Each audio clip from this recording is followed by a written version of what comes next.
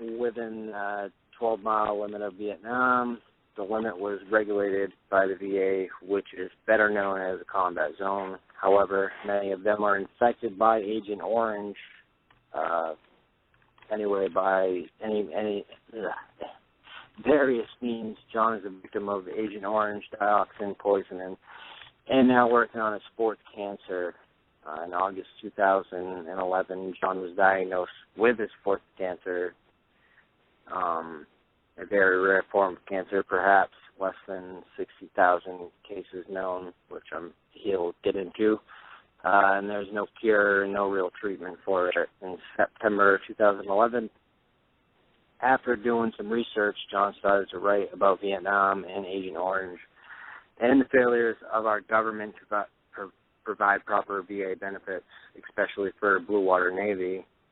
To date, he has written 24 articles, mostly published as letters to the editor.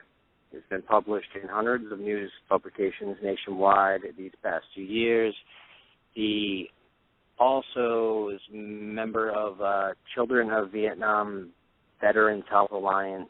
That's www.covbha.net. You can go there and check that out.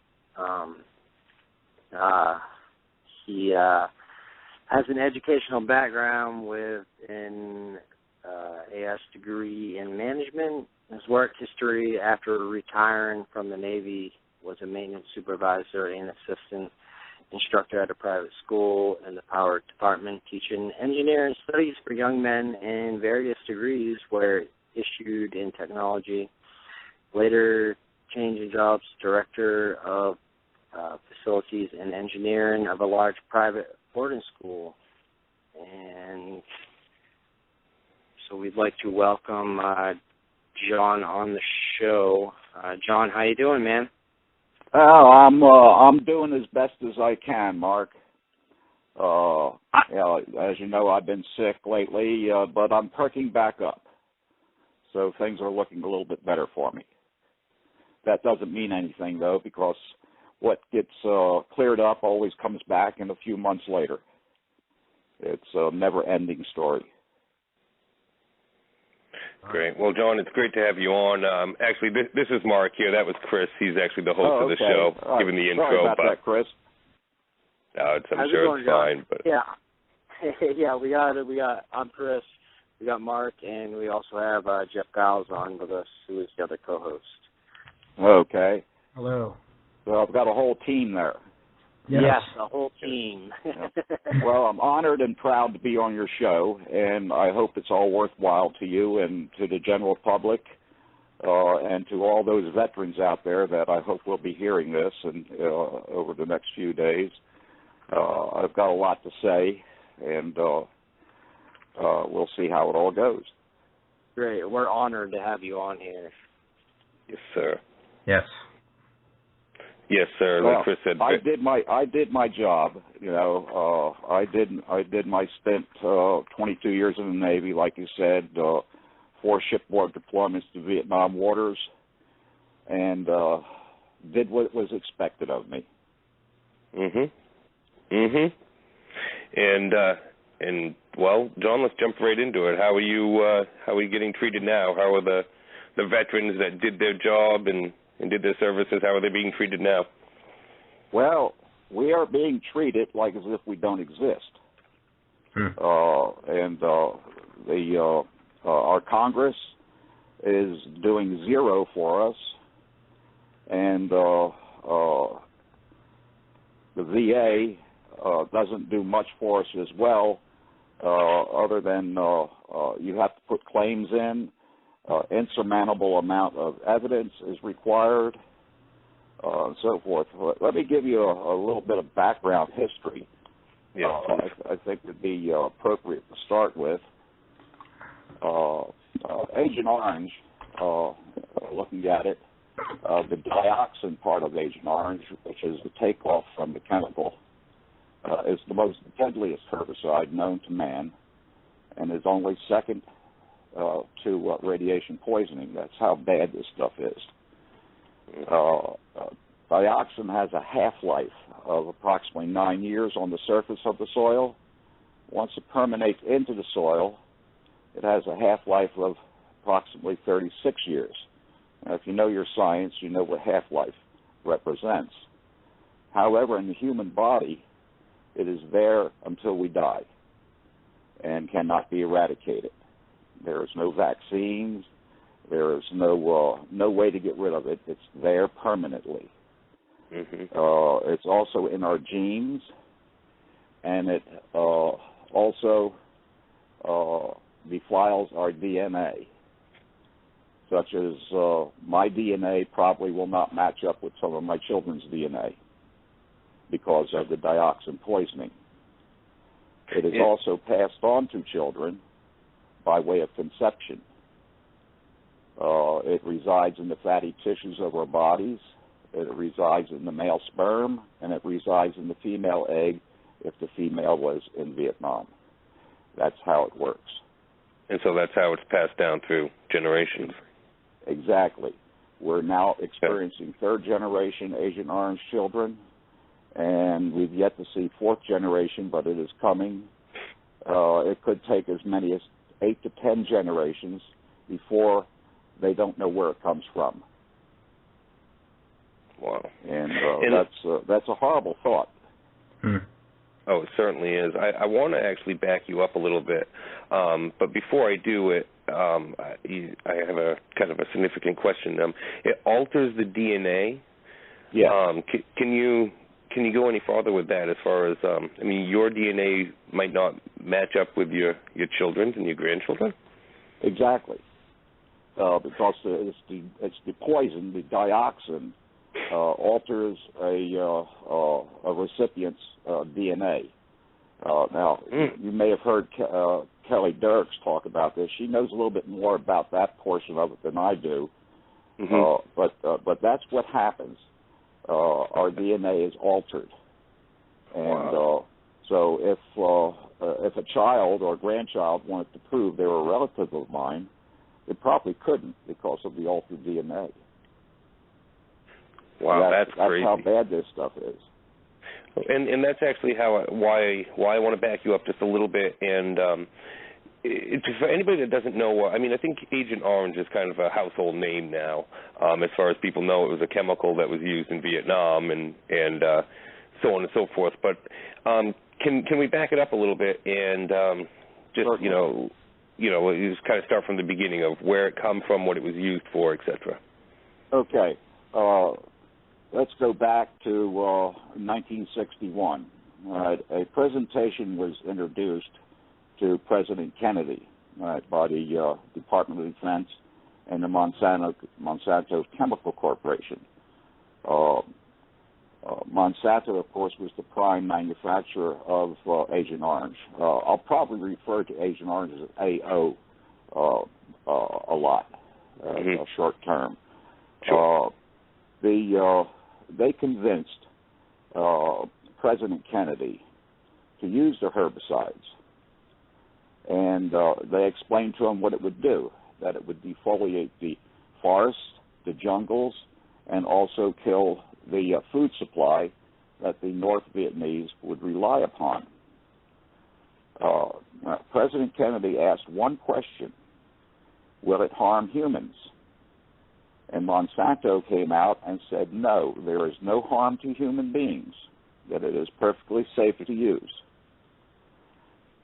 However, JFK felt a little amiss about this and decided to look a little bit further into it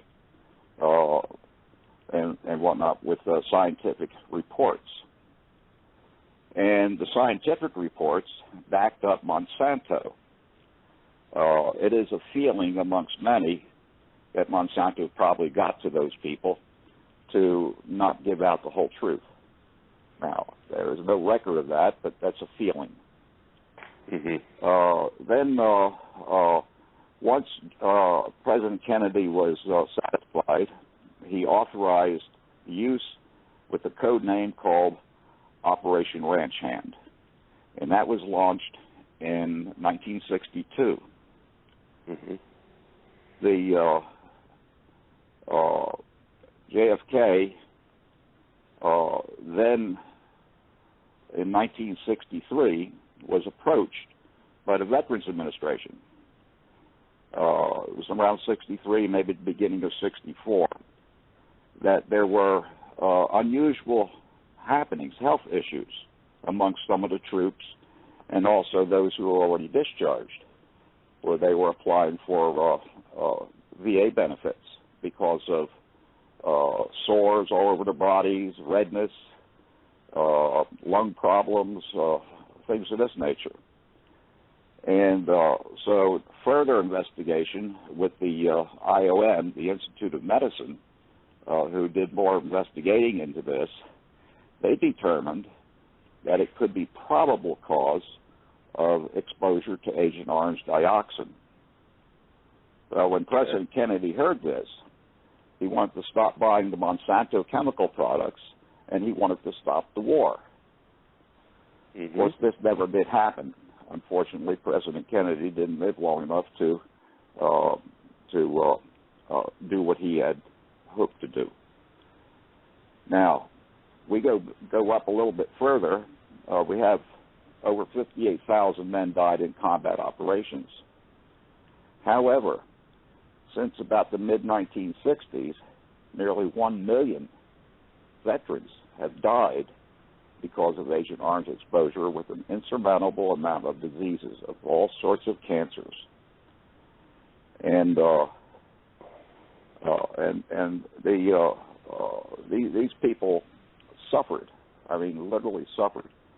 In 1991, Congress did pass the Agent Orange Act that would afford benefits to all Vietnam veterans, whether they had boots on ground or were at sea or whether they were in the air. Now, it took all those years for Congress to wise up and decide to pass a bill. All right, that being done, in 2002, the VA came to President Bush and told President Bush that they are being overwhelmed with VA claims for Agent Orange exposure. Now, President Bush says, well, what do you want me to do about it? The VA said we need to cut back somehow. So President Bush authorized the VA to stop all benefits, to include compensation, to all veterans who did not have boots on ground. So that means nearly all Navy, Air Force, some Fleet Marines lost their benefits in 2002. And they had to put in new claims if they could prove that they were on ground. If they weren't on ground, it was tough. You got nothing. Yeah, right. Then later in years, Admiral Zumwalt did a study, and he came up with all sorts of diseases. A big one, which is the one real big one that I have, which is T-cell Cutaneous Lymphoma, non-Hodgkin's disease, was the only one that the VA recognized for U.S. Navy, known better as Blue Water Navy, who never set boots on ground. All other cancers and diseases were denied unless you can prove boots on ground. But there must be just dozens and if not, just many, many more, different types of illnesses and cancers from it. For soldiers that were not on, not boots on ground, as you mentioned. Yeah. Right. Well, here's a short list of what these veterans are experiencing, especially the boots on ground. Well, even Navies experience it, even though they did not have boots on ground. We mentioned non-Hodgkin's lymphoma. There are other various skin diseases or skin disorders, lip cancer, bone cancer, soft tissue sarcoma, birth defects, myelomas, neurological disorders, various other types of skin cancers, liver disease, Hodgkin's disease, leukemia, lung cancer, kidney cancer, prostate cancer, stomach cancer, bladder cancer, colon cancer, esophageal cancer, prostate, testicular cancer, brain cancer, gastrointestinal diseases, and cancer. This is just a few of those. Gee. Now, there are approximately 35 different diseases that these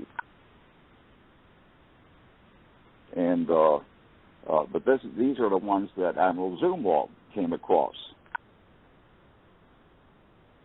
Hello? Okay, I can hear the buzzing there.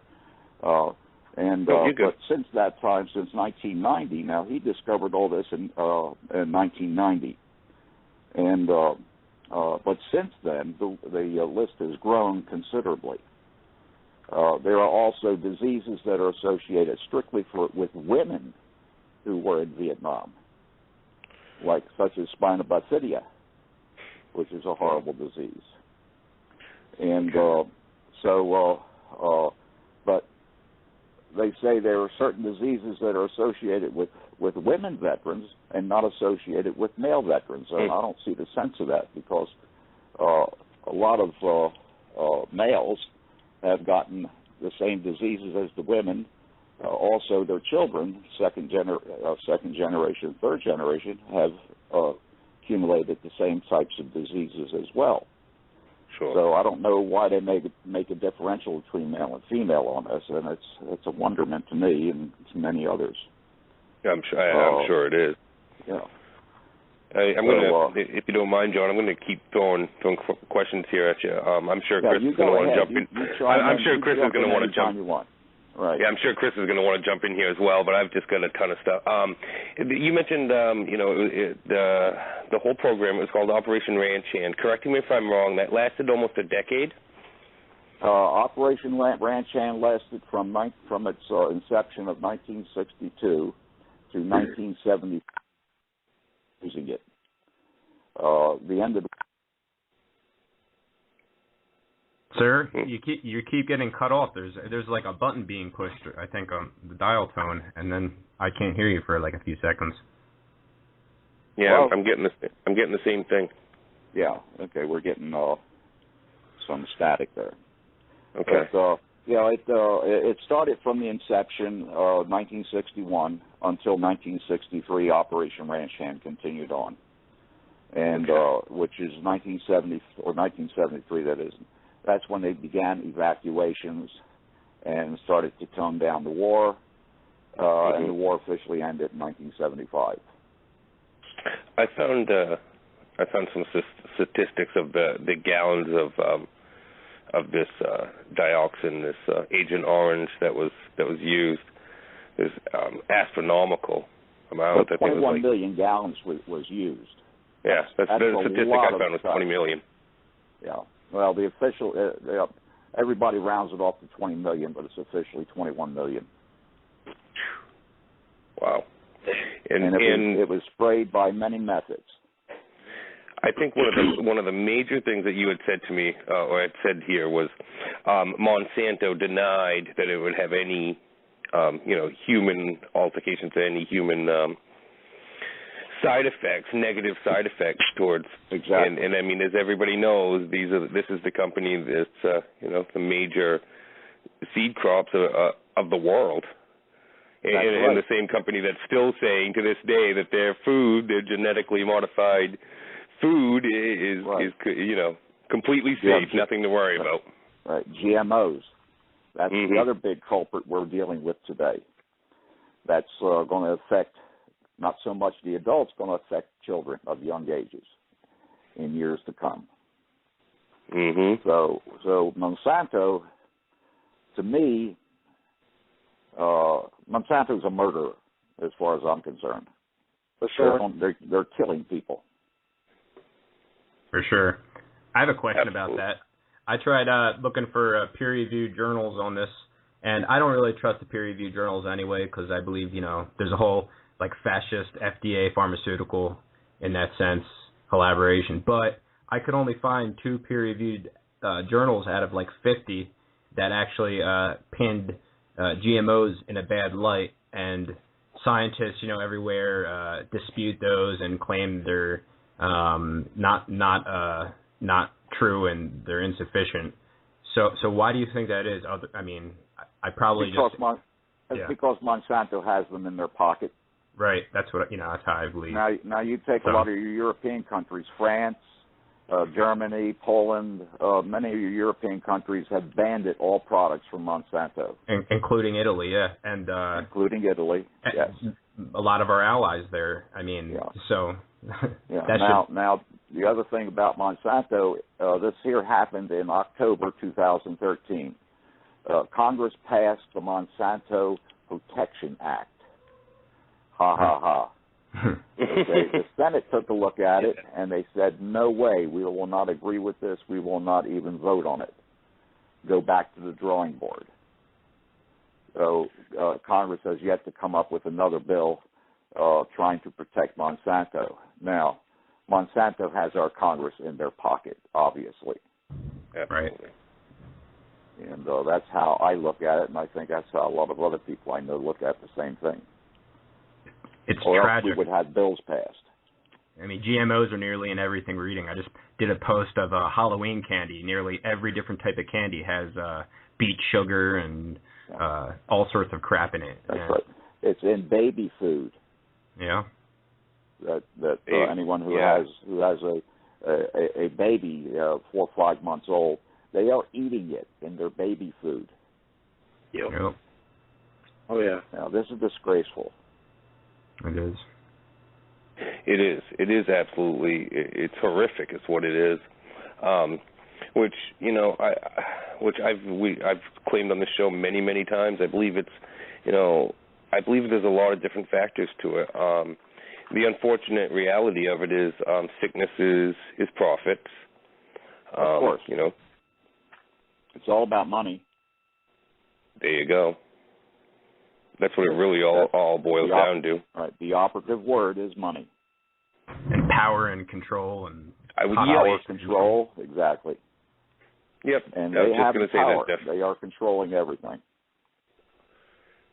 That they do. They do have all the power, and money control. Maybe even go as far as saying population control. You're right there as well. Okay, that the old saying, "Money is evil." Well, we just are learning about that very quickly. I personally believe money. I mean, it's like a gun. It's all about whose hands it's in. So I mean, it's a tool. It's definitely used for evil purposes. That's for certain. That's true. That's true. I don't like to think of it that way. I like to think of money as a commodity that we have earned. Right. And try to use it. I agree with you. Yeah. I don't think money necessarily. I don't agree with money is the root of all evil, or money is necessarily the a terrible thing. We're going way off subject. Obviously, our Federal Reserve and the way that the money system is absolutely, asinine. But as far as what money actually is, but it comes down to the control thing. You can look at good money, bad money, and I'm not looking in the sense of bad money being something that's illegal or anything like that, but it's how it's used, and I think you'd agree with me on that, on how it can be used to solicit, to manipulate, and so forth. Right. Of course.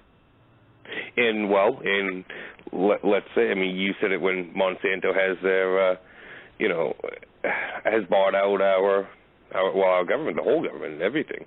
The money has the control over it. That's right. So just buy them out. That's right. That's why I say Monsanto has our government in his pocket. Yep. Mm-hmm. Oh yeah. Mm-hmm. Yep. And it's not just Monsanto either. Again, correct me if I'm wrong. The Dow had a big part. Right. Dow Chemical plays a big part in this as well. However, Monsanto is the one who found a way to intensify dioxin, nearly 1,000-fold stronger. And that's why they use their product mostly. Okay. There are various kinds of herbicides that were used in Vietnam. Of course, Agent Orange being the main one. There's Agent Blue, there's Agent White, there's Agent Green, Agent Pink, Agent Purple. Agent White, you can go to Home Depot and buy a gallon of it if you like. Yeah. It's Roundup. Kills weeds. Oh, yeah, that's a big issue. And it can cause carcinogenics just as well. It's not as fast, though. Try getting something on your skin and see how red it turns. Right. So we're stuck with all these products. People are just beginning to realize what some of this stuff is causing. Schools have banned herbicides in their playgrounds to kill weeds. All over the country. The school that I worked for, we learned about some of the indiscrepancies of herbicides, and we banned it years before many other places banned it. We were probably one of the first who decided not to use this stuff to John, around fence posts. John, out of curiosity, did you have anything to do with that? Banning it, yes. Yeah, in that school that you worked for. Oh yeah, I was in charge of all of engineering and all facilities, grounds, our grounds department, and everything else. And sure. I learned a little bit of things, a few things about it that was brought to my attention, and then I brought it to the attention of our school board, and we decided to ban its use. Okay. All right. So pretty much it was a sole effort of yours. Okay. Yeah, I started it.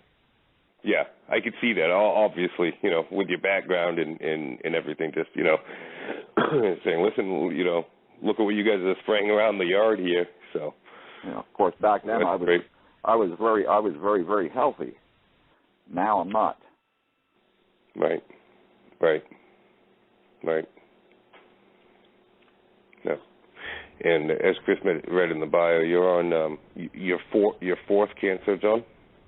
I'm on my fourth cancer. Previously to that, I started off with bladder cancer. I had 7 surgeries on my bladder. Then next I had prostate cancer, and my PSA was up the roof. I went and took radiation therapy for that. It worked. My PSA is down to almost nothing. Then I came down with kidney cancer, and I lost a kidney.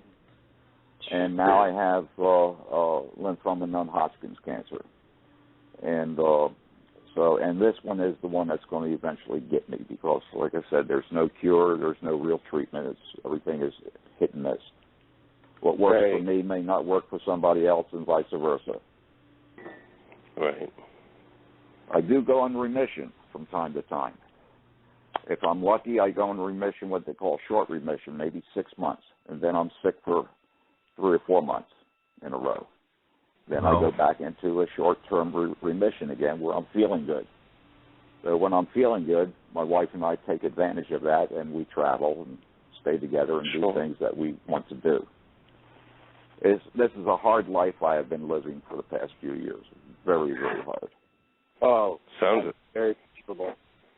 Actually, John, my uncle also served in Vietnam, and in the 80s, he died of lung cancer from Agent Orange. It was his first cancer. He actually. I'm sorry for your loss. Yeah, so I was happy to have you on just to talk about it because it was it's been a big thing in my mom's and my aunt's lives because he was the oldest child and he was the first to go and he didn't get through it. I I was very, very little when he died, but I do definitely remember him, and it's obviously a really bad thing. I don't know too much to say on it, but I thought I would throw that out there. That my family has definitely experienced the whole thing with the Agent Orange, and I didn't know until maybe 10 years ago that it was Agent Orange that actually gave him the lung cancer. So, well, I can feel your pain and I can feel your loss. You are not alone in this. I am not alone in what I have. I have heard every sad story there is to tell. At one time, I used to cry when I would hear these stories, but I haven't got any of those tears left anymore. But I do listen to others, and I try to give them hope in some way, shape, or form, that they're not alone in this. Well, I'm going to, during the break, call someone, a family member who's also heavily into nutrition all her life, and I'm going to ask, what she knows, inside info, best supplements to take, perhaps. I don't know, because she's always been right as far as, and it's prevented me from having to go to the doctor 99% of the time. And yeah, well, there's some doctors will prescribe various types of supplements, to keep things going. See, Agent Orange attacks your immune system, right. And it can sneak up on you very slowly, or it can sneak up on you rapidly. But that's what it does. It attacks your immune system. Once your immune system is destroyed, you're done. Yeah. And so far my immune system has been okay. And I've got an excellent doctor. He's number one in the country for this particular disease, and he happens to be just 5 miles away from me. Nice. He is doing his best to keep it from attacking my immune system, and so far we're doing okay. With it all. And he has been very frank with me. He has promised to let me know when it goes internally. He goes, when it does, I'm going to be done. But there'll be nothing that can be done about it. Right. Now, I do not worry about it. I'm too old. I'm too ornery. Right. I'm going to be 70. I'm going to be 78 years old in March. I've lived a good, hearty life, and I'm very proud of my accomplishments and so forth, and very proud of my family. I've got a wonderful wife who understands me, and she cares for me like a baby sometimes when I get sick. Yeah. Well, God bless you, sir. That's just, it's still heartbreaking. Right. It really is. Like I said, I'm not alone. I'm not alone in this. For there's sure. Several hundred thousands of others who are likewise in bad shape as I am. Yeah, exactly. Wow. And it's a sad situation. It is. It's touching. It is. John, I wanted to ask you a couple more things.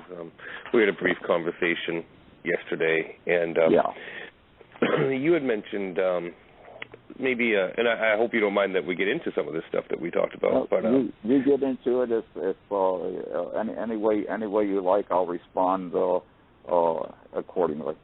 Yeah, all right.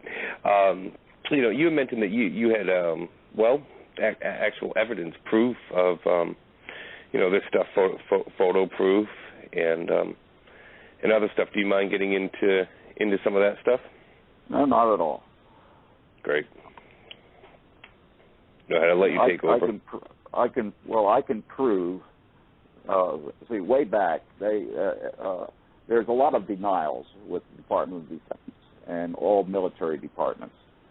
One big denial is that Agent Orange barrels were never transported on board a U.S. naval vessel, a commissioned U.S. naval vessel. They say that it was all transported by truck, by rail, and by civilian merchant ships. Okay, in the beginning, that is so.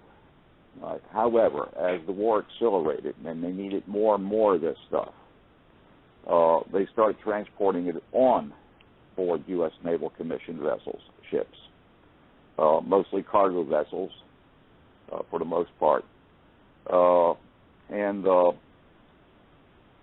I have a letter addressed to me from the Department of the Army Archives, who now takes care of all the history, stating to me that no tactical herbicides were ever transported on board a U.S. naval vessel. However, I do have photographs to the contrary of that. I've got photographs of 2 ships transporting Agent Orange on board those ships. And it's undeniable. You can clearly see the orange stripes to include Agent White as well. Sometimes they would take Agent White and mix it with Agent Orange to make the Agent White a little bit stronger, depending on what they were going to spray it on. But I have that proof. Now, that proof is in denial, even though it's a picture. I've been asked how I got those pictures, and I told them, well, somebody sent them to me, some sailor. There's no law against taking pictures. And I was asked to turn over the names of those people. And I bluntly, arrogantly, in a way, said no, I would not turn those names over because it's in confidence. But if you want to take me before a board of inquiry, then I'll take the Fifth Amendment. You throw me in jail, and you become mud. That's how blunt I became. Right? And I'm willing to go that mile. However, I call their bluff. Okay? Nothing more said. I don't like scare tactics, and I can't be scared. I've been into this for too long. Right. And so no one's going to scare me. If the FBI or CID came knocking on my door wanting any information, I got a little blue book. I'll just wave it in front of them. It's the Constitution of the United States. I'm within my legal rights. And I don't mean to chuckle in any way. It was just I was going to say you haven't had any. Well, I mean it I don't mean it in a disrespectful way in any fashion at all. I was going to say you haven't had any black suits knocking at your door as of yet. Then no, not yet. Not yet. Not yet. No. Okay. I don't expect to either. I'm pretty well known in the newspaper world. I'm well known amongst, gosh, I don't know how many thousands and thousands of veterans and whatnot. And I think it would be very foolish to try to do anything to me or whatever. Because I'm not doing anything illegal. If you Google your name along with Agent Orange, you fill up the first couple search pages. So yep. You are very well known. Exactly. Yeah, you can get to read just about everything I've written all across the country, and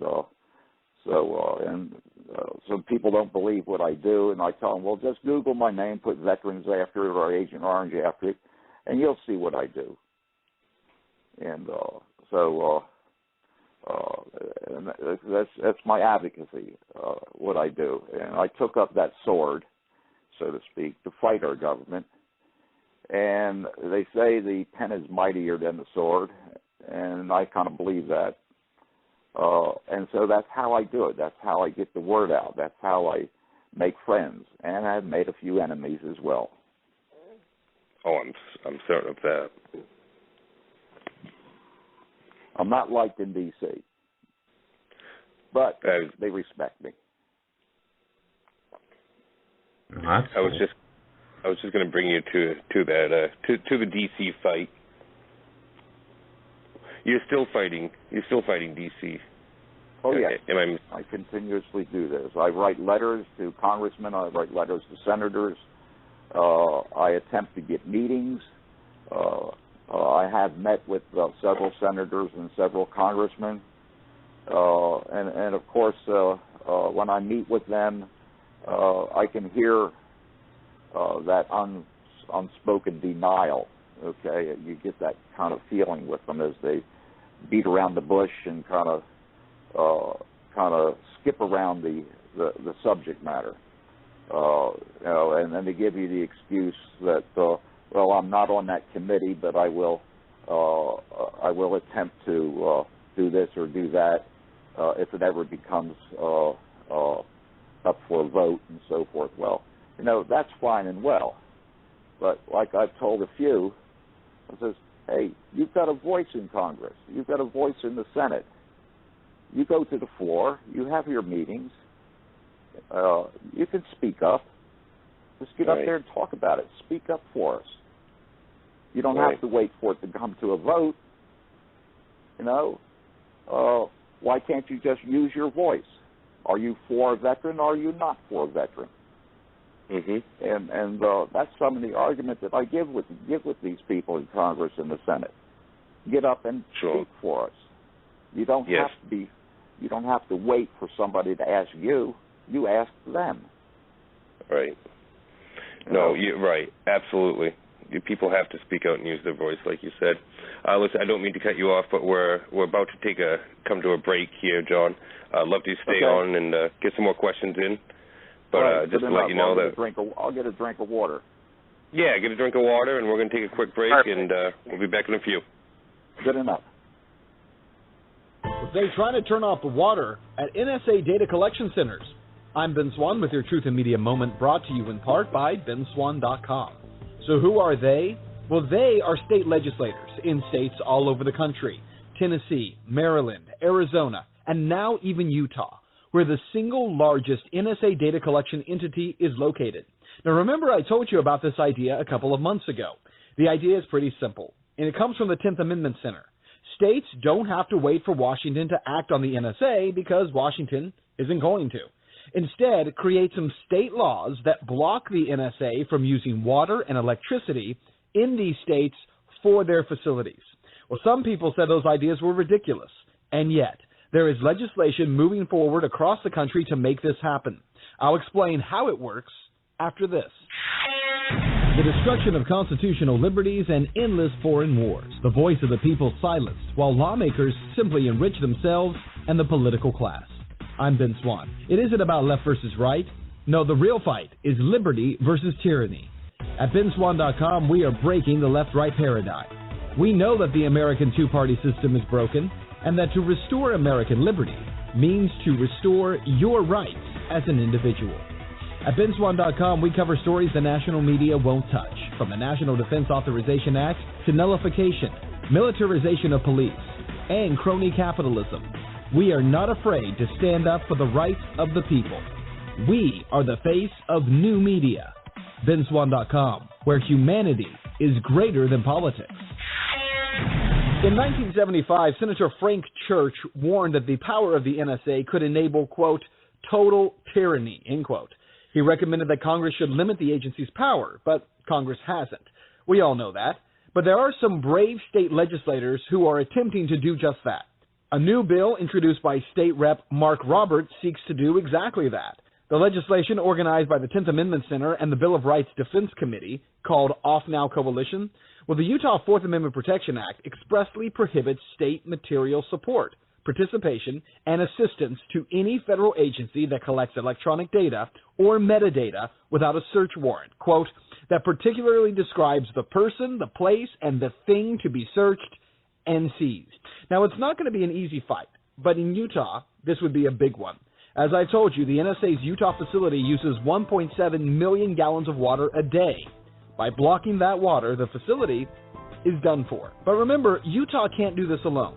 10th Amendment Center's Michael Bolden says that other states need to join the push, even those without NSA facilities. He calls it essential, and it is. For stories that affect your liberty, you can find me online at benswan.com, where humanity is greater than politics.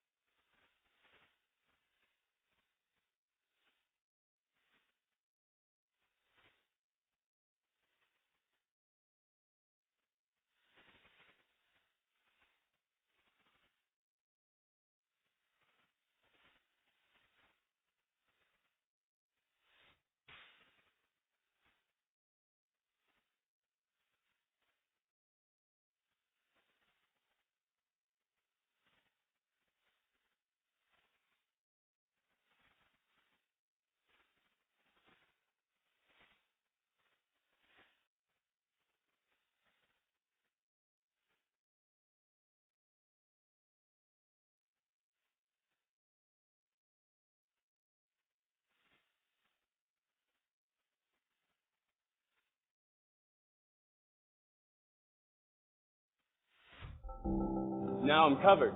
Now, for the first time, you can be covered. If you've been waiting to be covered in mandates, regulations, and new fees, the time is finally here. Sort of. You guys stop showing that screen. So make some coffee. I'm covered. Approach life with reckless abandon. Kick your feet up. I'm covered. Because you're going to be in the waiting room for quite a while. But don't you worry your pretty little head off. First of all, it wouldn't be covered. We're covered. No, I said it would not be covered. Now we're covered. No, that's not... Yeah, I don't think you understood what I meant by covered earlier. It was a little bit ironic. Seriously, stop showing that screen. Healthcare.gov is not responsible for fulfilling any of the expectations, mandates, legal requirements, hopes, or dreams of any users. Results may vary. Consult your Obamacare-approved doctor or pharmacist to find out if Obamacare is right for you. Current waiting lists to have your doctor chosen for you are unavailable and will remain so for the foreseeable future. Obamacare may cause wait times, a decline in healthcare quality, money loss, political activism, anger, despair, hopelessness, frustration, European envy, dependence, and nausea. If you discover that your premiums have gone up as a result of Obamacare, please note that the program is working as intended and refrain from complaining. Call your doctor if you experience anxiety for longer than 4 hours. If you wish to opt out of Obamacare for any reason, please start a multi-million-dollar business, join a union, or run for Congress.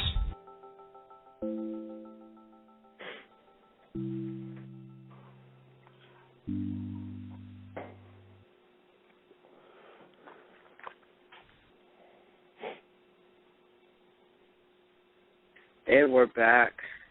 Little extra long break. If you don't mind, I'd like to tell you how I came in contact with Agent Orange. Yes, please. Mm-hmm. All right. The ship I was on was the USS Sacramento, AOE-1. AOE stands for Auxiliary Oiler Ammunition. We carried 3,000 tons of bombs, powder, and missiles. We carried 9 million gallons of fuel, of various fuel oils. We supplied the fleet with their needs. We also carried 1,000 tons of foodstuffs and other variable items. I did 4 tours on that ship from 1968 to 1971.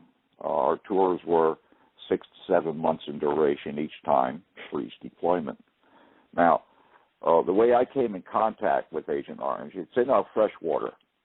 See, naval ships, or practically all ships at sea, they distill salt water into fresh water. The heat of the distilling process intensifies the dioxin in the Agent Orange 12-fold. It makes it stronger. It loves heat.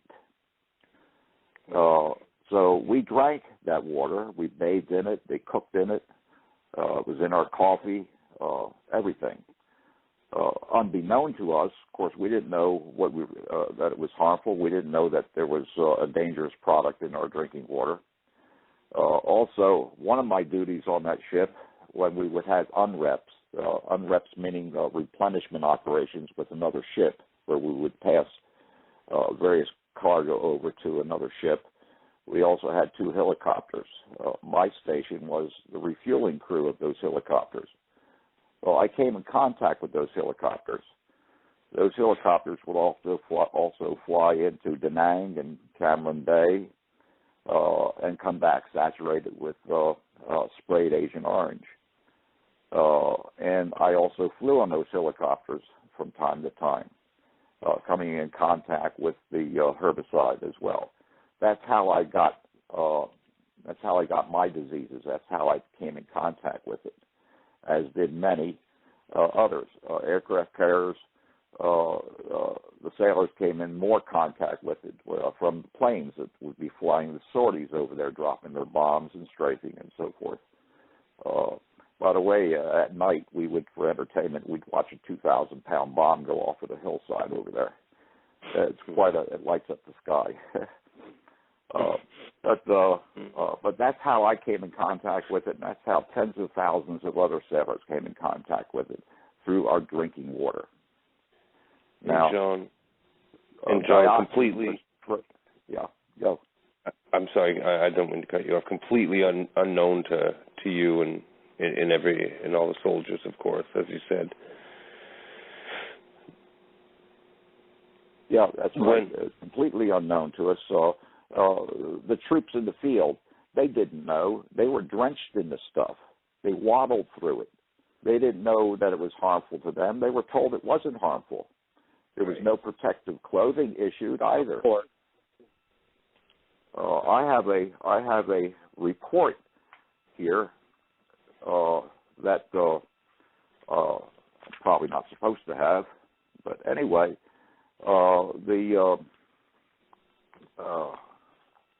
here it is. It's from the Comptroller General of the United States. Okay, dated November 16, 1979. Whereas he ordered the Congress and the Department of Defense and the VA to do an and the Environmental Protection Agency to do an in-depth study of the effects of herbicide orange on the ground troops. It states that ground troops were supposed to be issued protective clothing, which they weren't.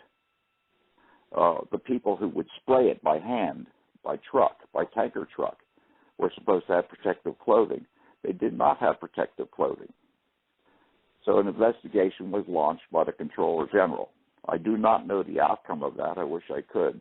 It's classified information as far as I know.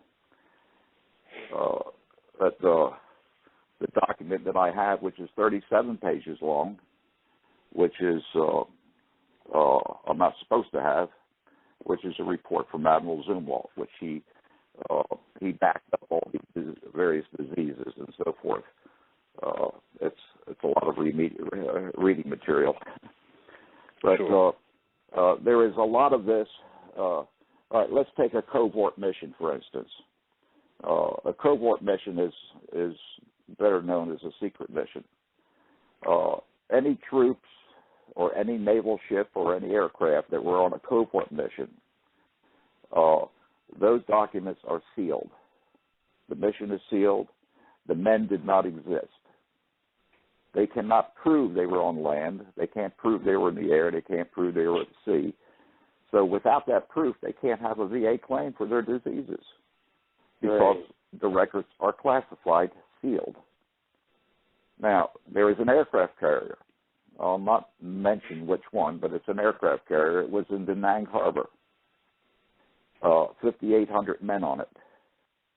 They were there for 3 weeks in 1973. They were evacuating Da Nang. That ship does not exist for 3 weeks. Its crew does not exist for 3 weeks.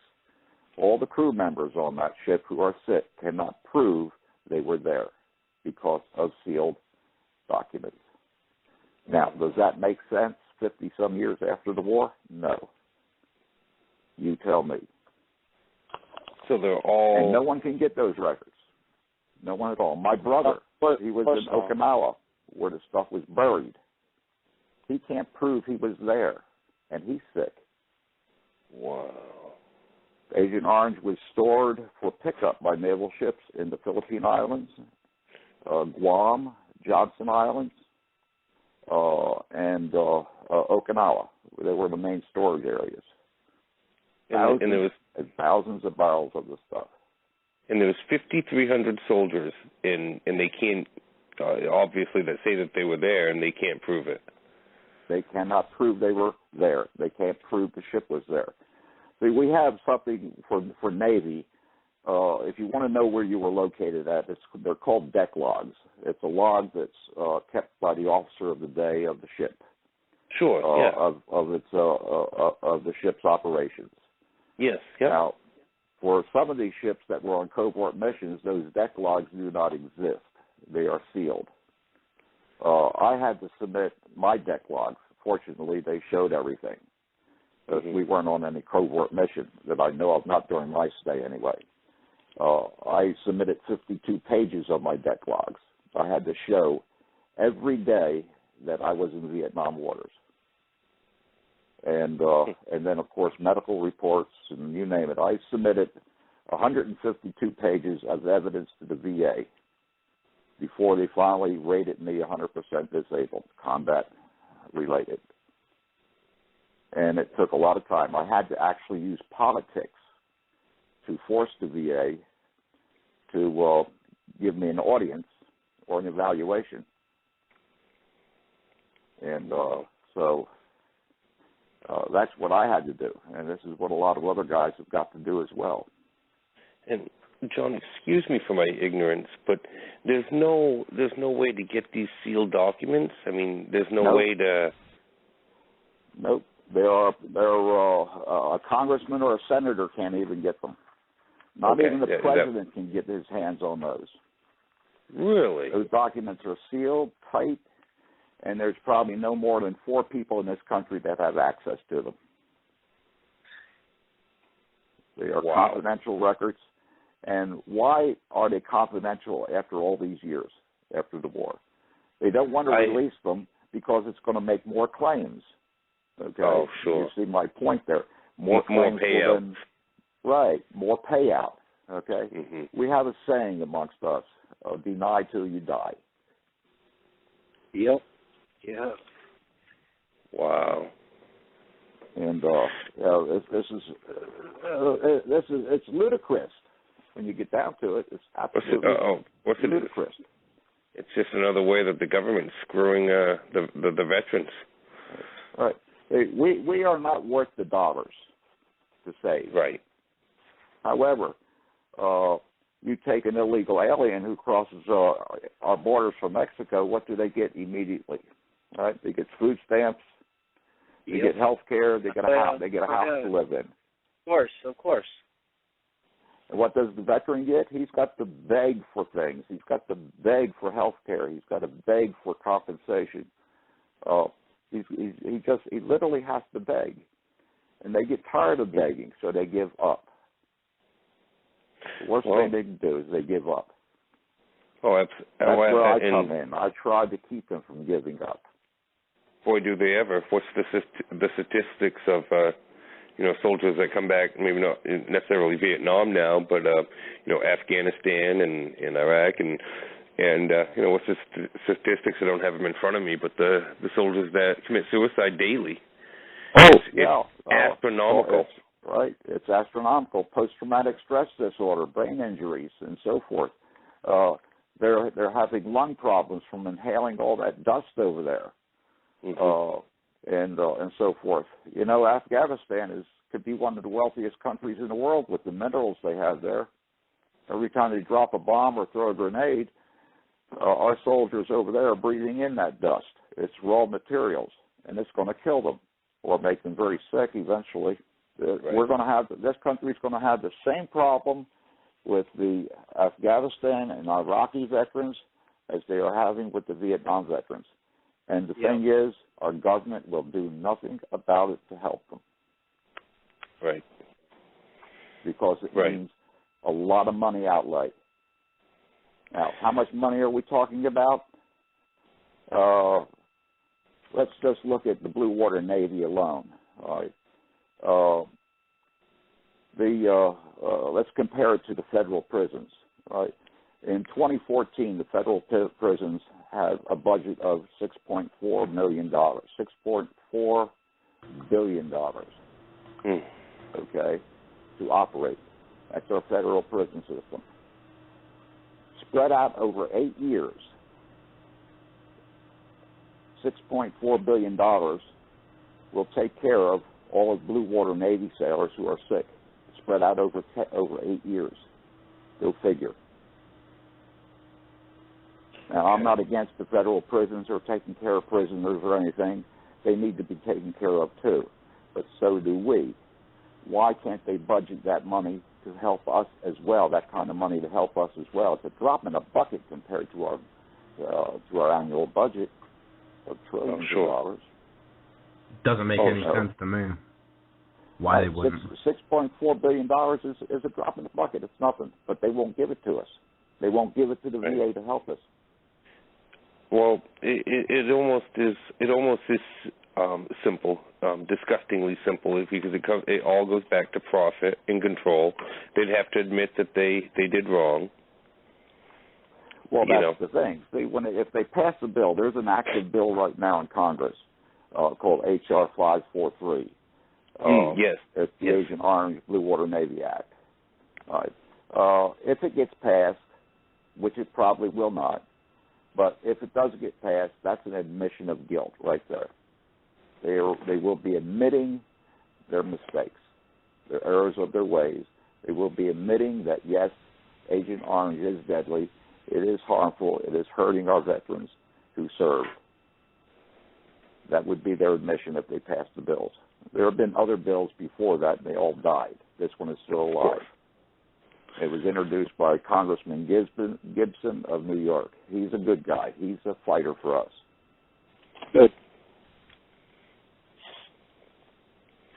Yes, it is good. We need people like you guys, trying to get this out in the open, out in the air.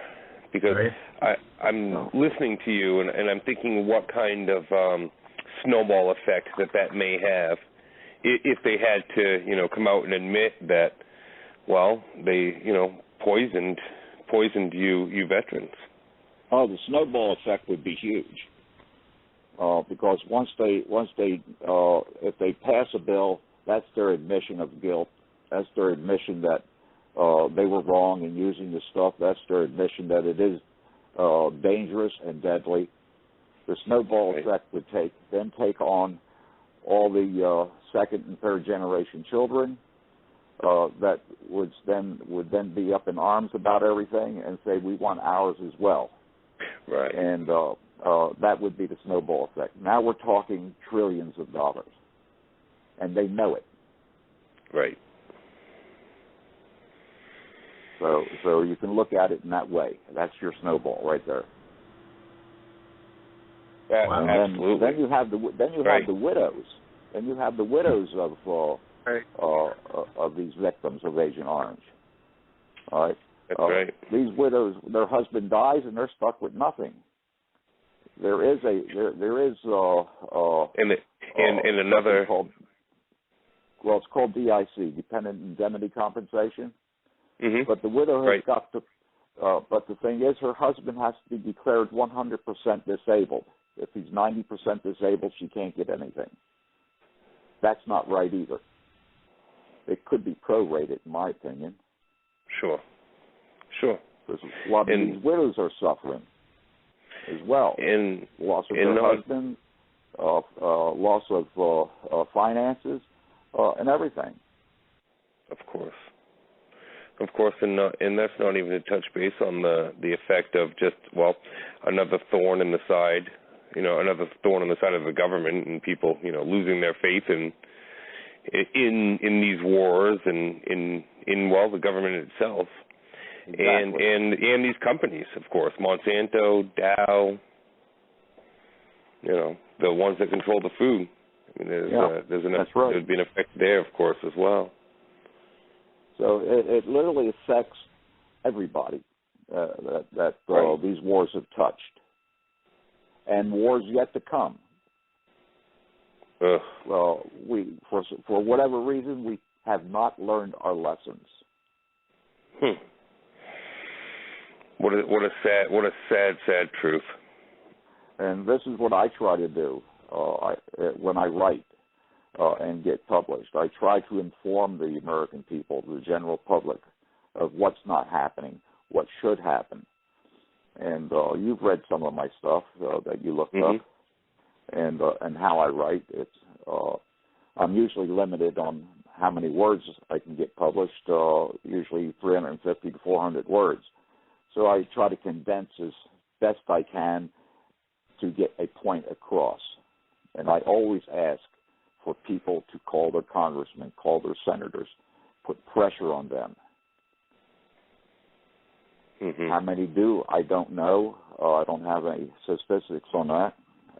As far as VA statistics go, for any veteran who's been exposed to Agent Orange, statistically, and I have a document to that somewhere, that the life expectancy of a Vietnam veteran as of now is between the ages of 63 and 68. Anyone who reaches 70 is a gift. I'm 77. Horrible. Why am I still here? I had a congressman tell me the reason why I'm still here is because I have a mission to complete. Yes.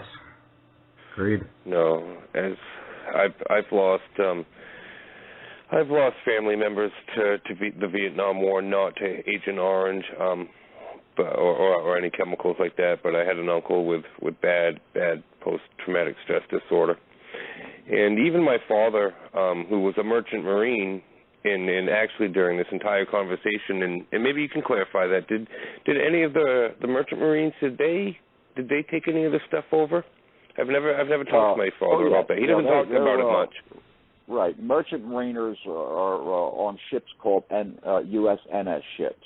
Okay, they're civilian ships contracted by the Department of the Navy, and your merchant mariners have come in contact with it.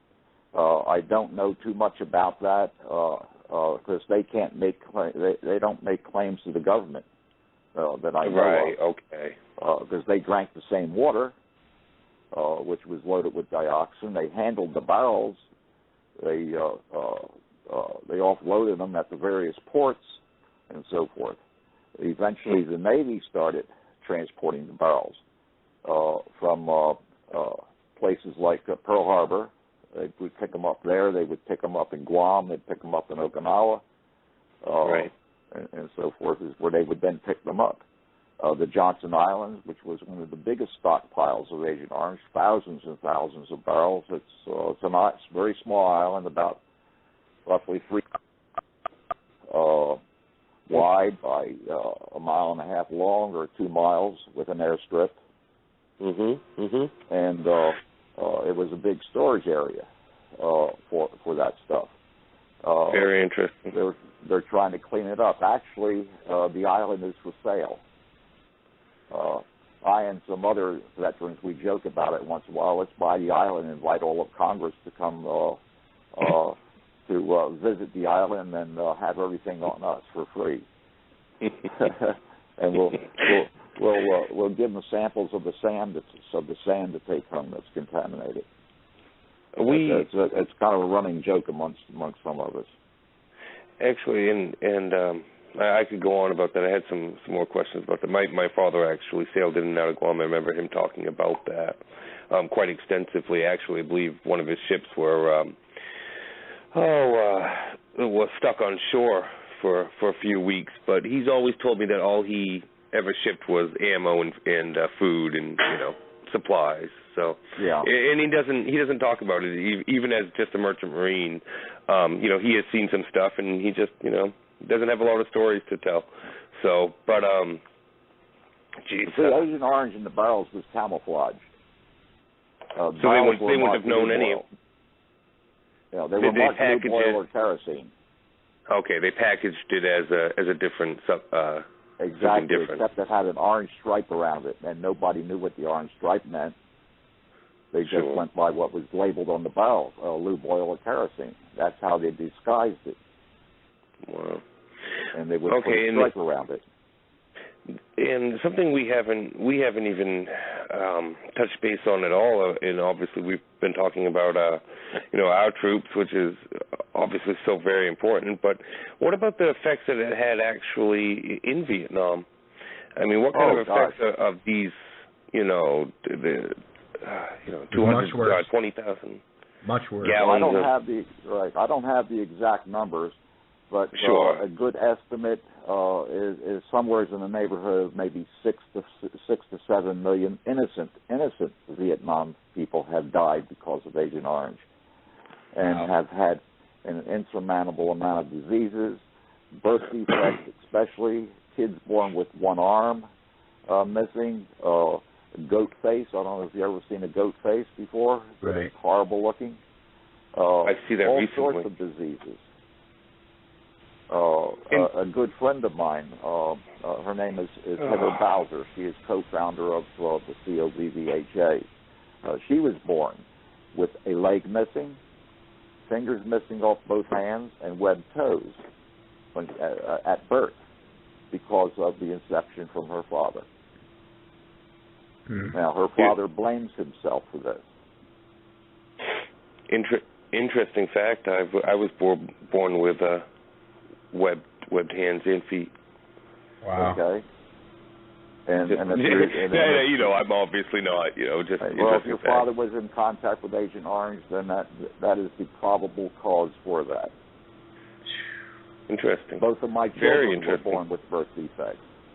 Unreal. Fortunately, they were corrected surgically. My daughter was born with wavering eyes. It took 2 surgeries to correct her eyes.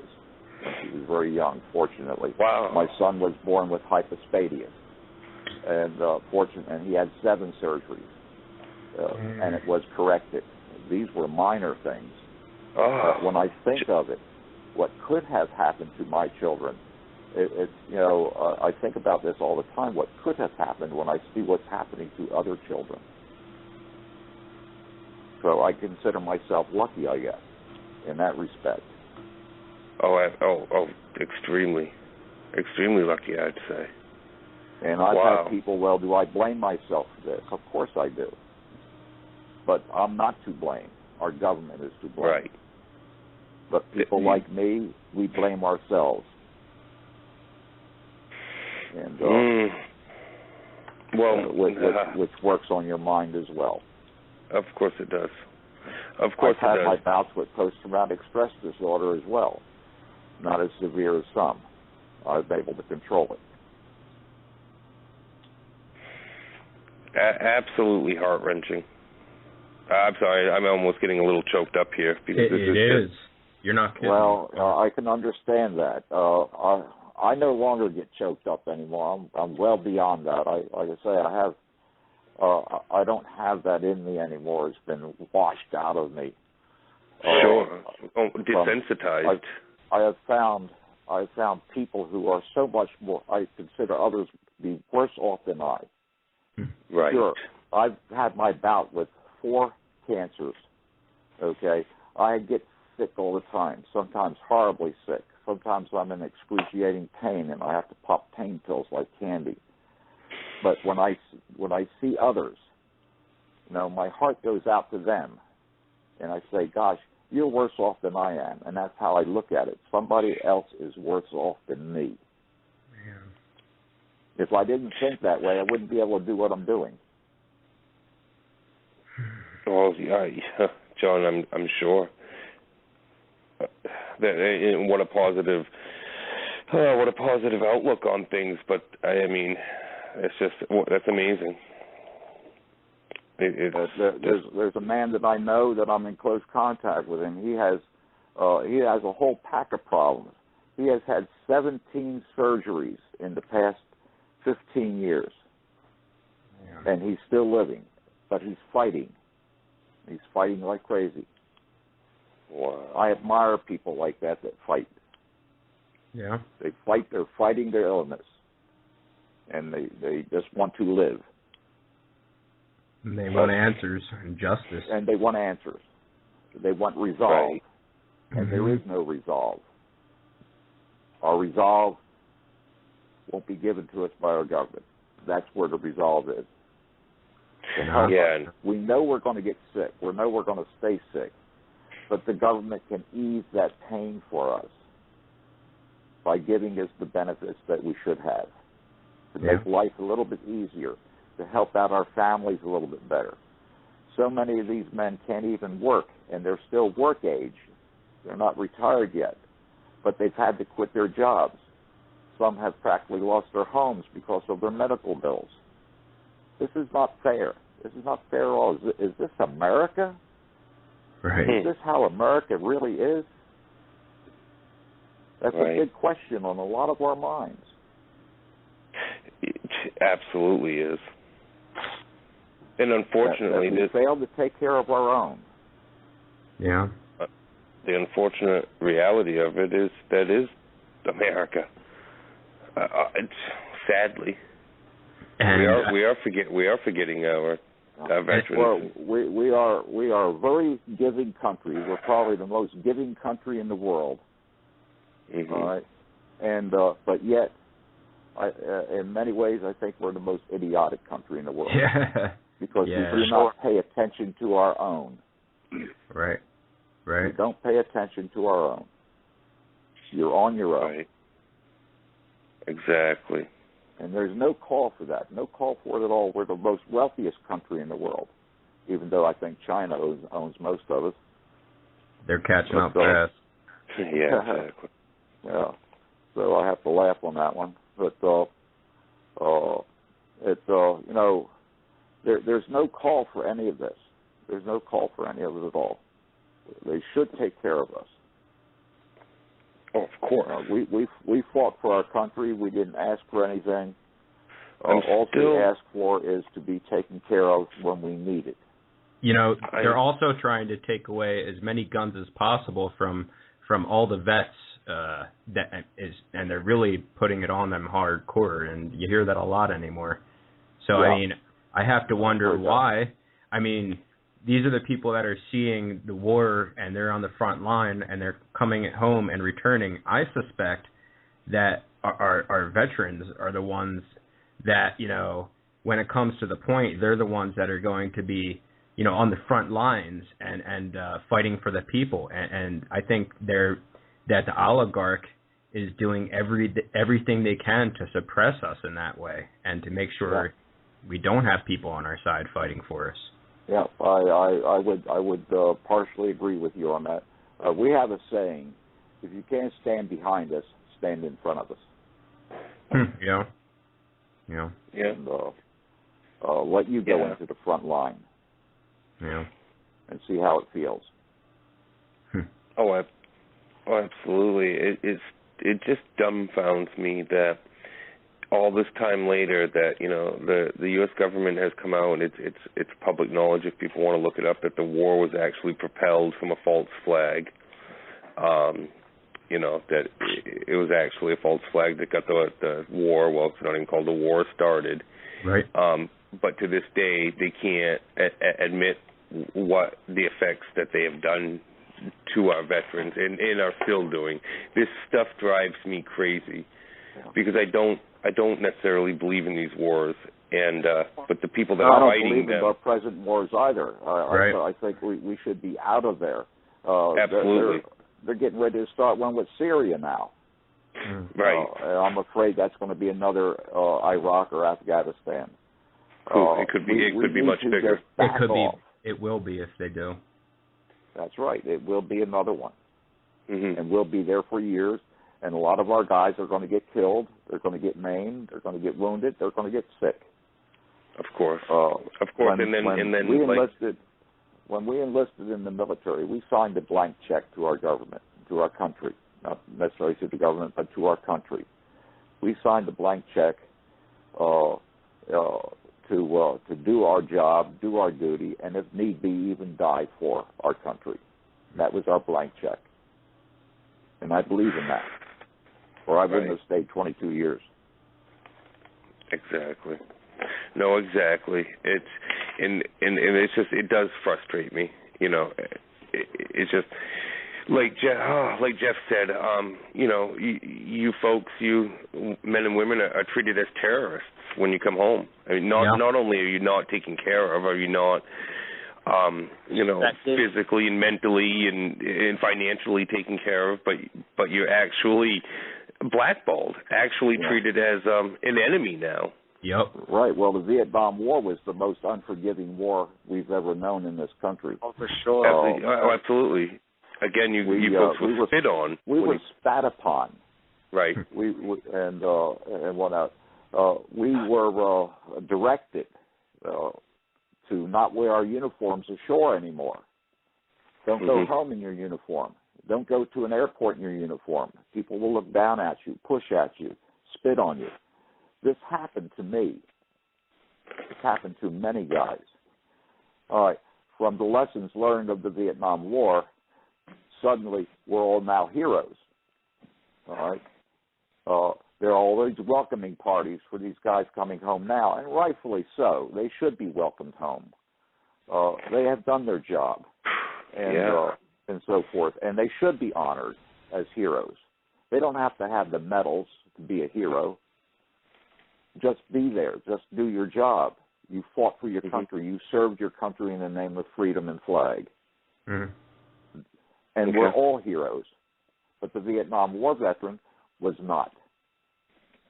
It was, 2012, on Memorial Day, I believe, President Obama finally admitted and welcomed the Vietnam veterans home. March 29th, I believe, is scheduled to be Vietnam Veterans Day. Yes. Wow. He made that proclamation in front of the wall, the Vietnam Wall, where over 58,000 names are posted. Mm-hmm. And he did that in a talk at that wall and welcomed the Vietnam veteran home. And declared I apologize for my ignorance. And declared March 29th to be Vietnam Veterans Day. It has not been ratified by the Congress, however, for that date to be Vietnam Veterans Day. I'll tell you what, I'm glad he did that. I mean, but like with this guy and all the presidents, it seems they say one thing and do another. So I hope it comes through. Yeah, well, I wrote President Obama a thank you letter. I don't know if he really read it or not. Usually he doesn't read any letters half the time. But I wrote it. I felt compelled. I felt I had to write him a letter and thanking him for that proclamation that he made. Yeah. Wow, I've got something that Obama did that I'm happy with. Yeah. And I mean, but, you take a president, his hands are tied on a lot of issues. If he doesn't get the cooperation from his Congress and Senate, then then there isn't. He can't do a whole lot within his powers, unfortunately. Mm. Yeah, no, his hands are tied. I'm sure on many different like levels. A congressman or a senator, he could agree with me. He can agree with many of us, and so forth. His or her hands are also tied if he can't get his colleagues to agree with him. They can introduce a bill, and if his colleagues don't want to agree with that bill, the bill dies. This present bill that's in H.R. 543 so far has 167 co-sponsors, Congress co-sponsors on the bill. We need almost double that in order to get it out of the Veterans Affairs Committee, the Congressional Veterans Affairs Committee, to get it to the floor. Otherwise, it's going to die as well, and then we start from scratch again. Wow. Like if the bill gets passed, then that's an admission of guilt. Of guilt. It's so hard. It's so sad that you men and women have to fight so hard for this. We do. I know. Oh, I know. And it's absolutely heartbreaking. You send a claim into the VA, and in the beginning, when it first started, that first bill in 1991, all you had to do was show your DD-214 discharge from military service with good conduct, and show that you earned a Vietnam Service Medal, and that you had a medical report stating the diseases that you had, and you got your VA benefits. That's not good anymore today. It could take hundreds, sometimes thousands of pages of evidence that you have to find. If you ask the VA after you submit a claim, your initial claim, well, how do I find this information you want me to disclose to you as evidence? They'll say, we can't help you. You're on your own. You've got to find it yourself. Well, I did a lot of research, and I found how to do it. I have a set of guidelines that is posted on the COVVHA website. It's several pages long, and it can serve any man or woman from any branch of service of how to find the evidence that the VA requires. Mm-hmm. And it's very time-consuming to find this evidence. Sure. Takes a lot of phone calls, takes a lot of letter writing. And unfortunately, if you send emails, they somehow get lost. But if you send a letter and writing, then they're both paid attention to. I've got the phone numbers, I've got the addresses, I've got everything that a veteran needs to find the evidence required. I share that. John, I didn't know how to find what I needed. But you've done all the footwork. You've done all the footwork for everybody to go here. And I share this information.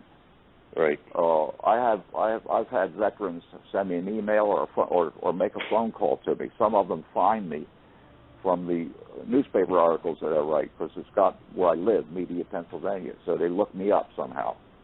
I get phone calls. Can they help? Can I help them? So I try to do that. I try to give them hope. I try to help. That's my advocacy. Those that I do help, I get a phone call back or an email back saying, gosh, John, I got my VA. I got my benefits. Or they're going to look at my claim and everything. I can't thank you enough. What do I owe you? I says, you just thank me. That's all. Yeah. I don't want anything more than a thank you. I had one veteran offer to send me $20. Okay. Wow. And I said, no way. I said, go buy your kids some ice cream with that. I said, you thank me. That's all I look for, was a thank you.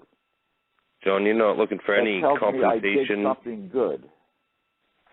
You're not looking for any compensation, any recognition. No, nothing.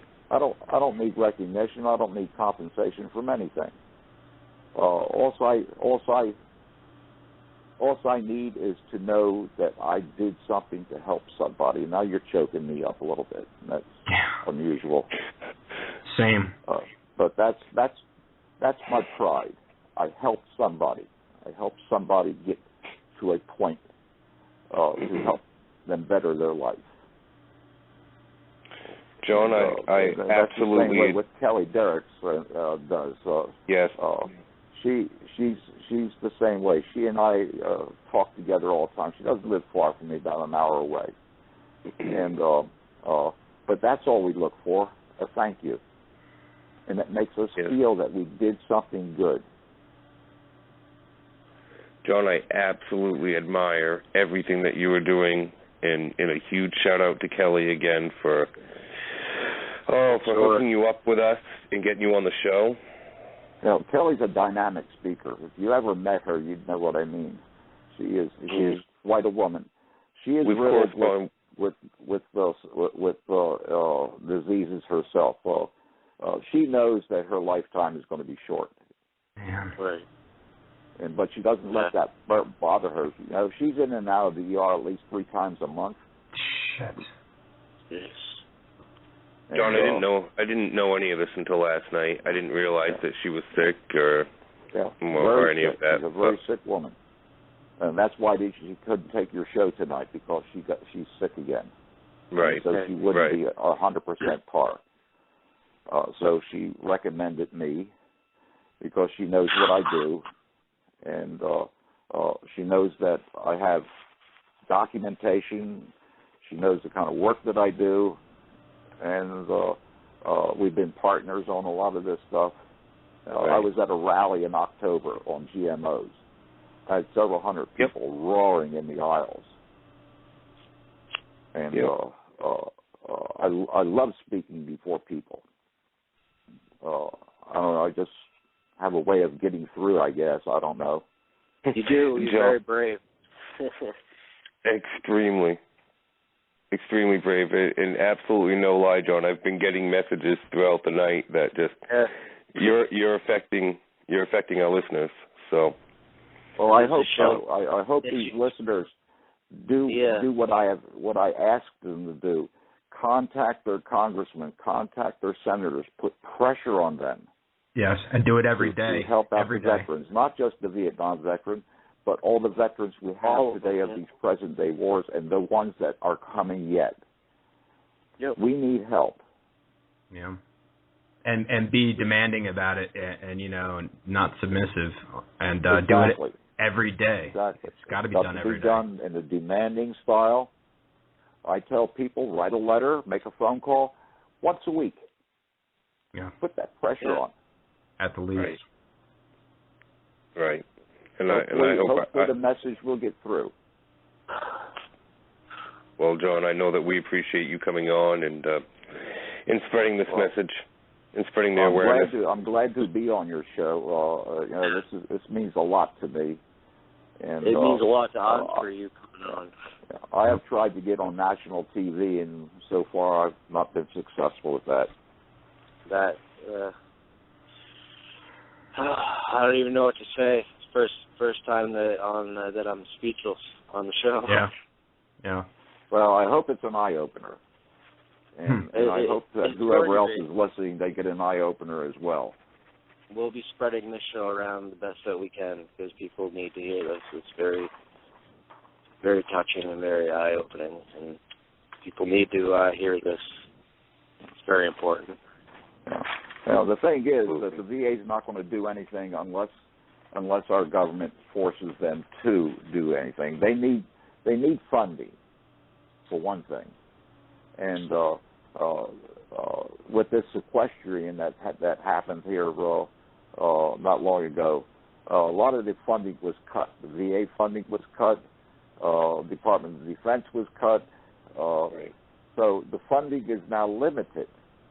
For the VA to do their job properly, they need funding. You know, there's nearly 900,000 claims backlogged with the VA right now. These are claims from that go back as far as the Korean War. Wow. That are backlogged. That's a lot of claims. John, I remember they don't have the staffing to take care of it all.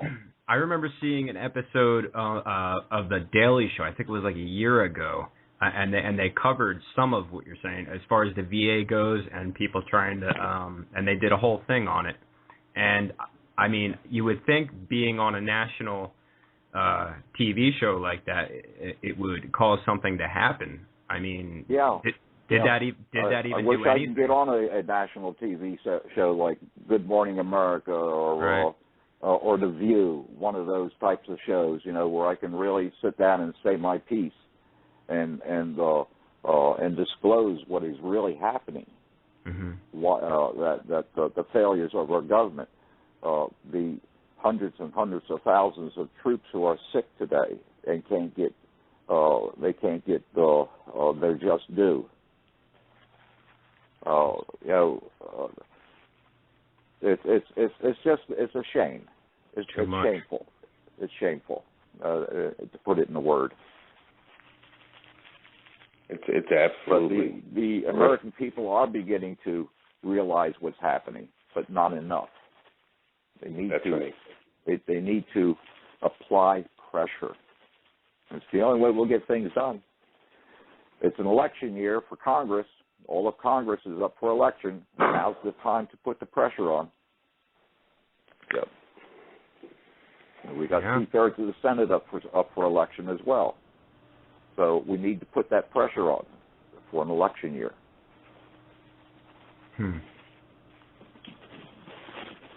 Wow. Maybe they'll listen. Let's hope so. Let's hope so. As Chris said, I know that we're going to be spreading this show around. We're going to be getting your name around as much as we can. Well, I appreciate that. And I'm sure Chris would agree that, we'd love to have you on again sometime. And anytime you say. For sure. Great. John, any plug all the plug the websites and plug everything before we wrap up with you. And I think that I'm going to speak for all of us that we might need to take a break to regroup here for a moment. Okay.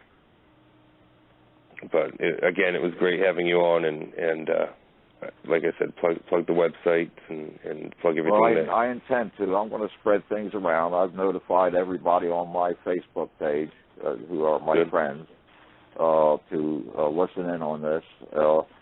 I've sent the link around already to a few other people who might miss it. They go on Facebook and pick up the link and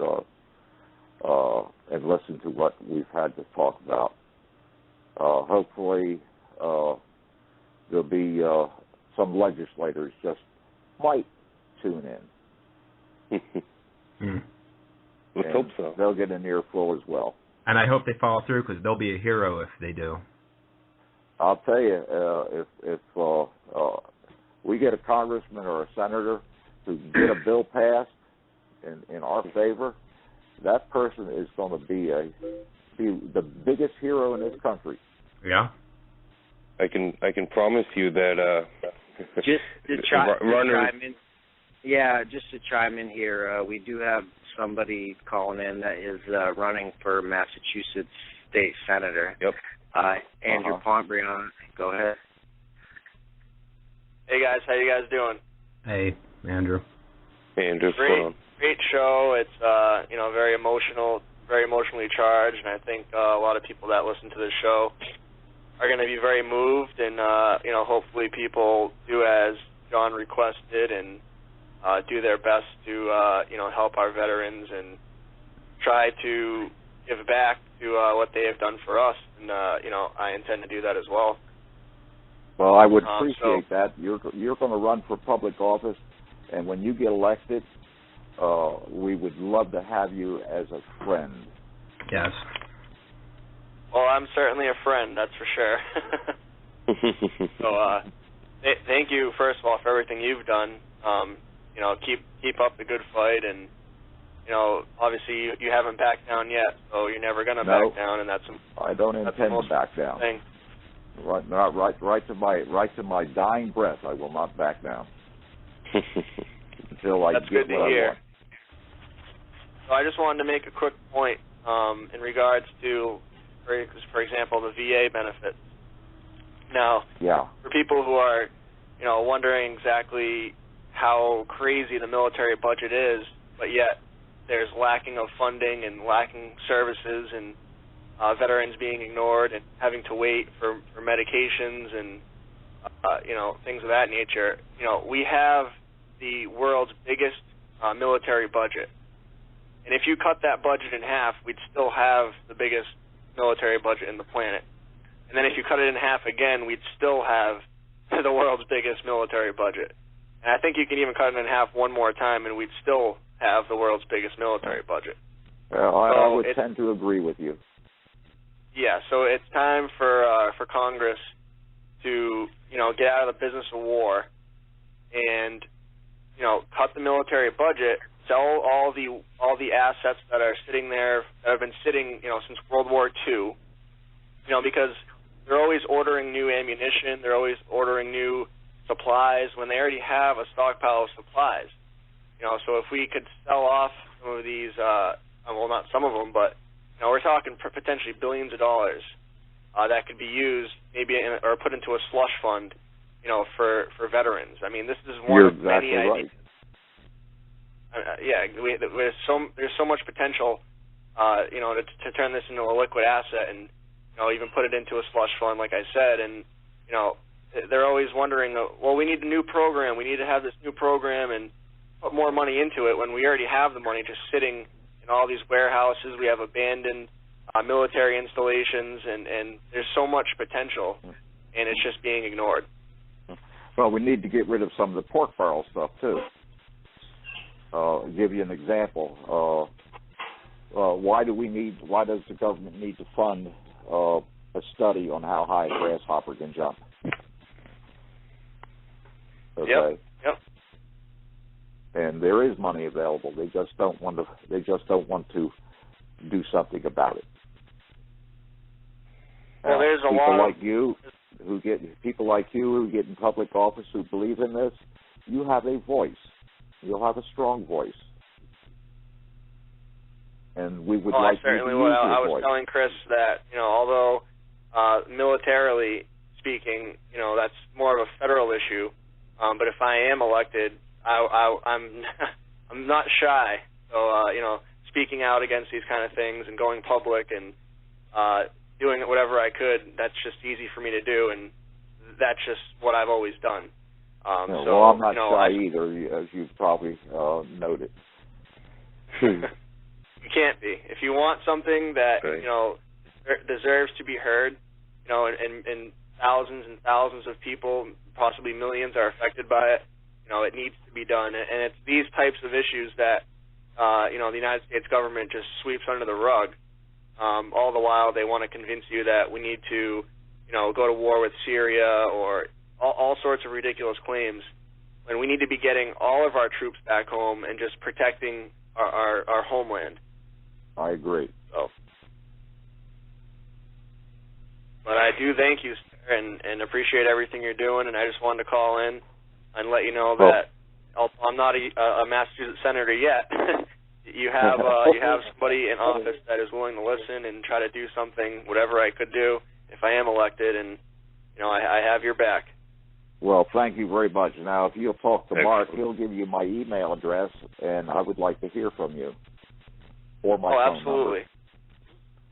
And maybe absolutely, I would appreciate that. Maybe we can put our heads together on this. There you go. Sounds good. Good. Absolutely. I like to hear. Thank you. All right, well, you guys have a great night. You too. Hey, thank you, Andrew. Thank you too. See you, Andrew. All right. All right, bye. All right. Okay, anything else? I think we're going to wrap up. That was a really good show. Really, really good show. And okay. Thanks for calling. Well, I appreciate this to no end. I think we caused an eye opener. We hit the nail on the head, and I hope upon hope that we get somewhere with this.